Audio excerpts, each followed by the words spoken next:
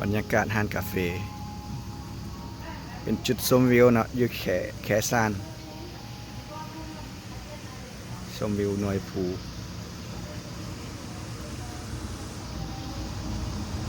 นี่เบิ้งอยู่ข้างนี้น้ำไหลอีกสุดยอด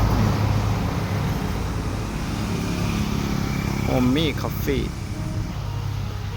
นี่สองอ้ายเพิ่น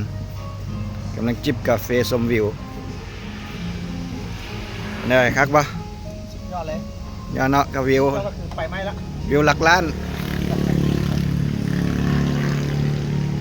กาแฟห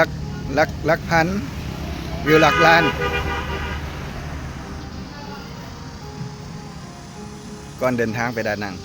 แวะจิบกาแฟให้หายง่วงนี่พาอ้ายเพิ่นมาอั่นไปเบิ่งผู้สาวใส่บิกินี่ทะเล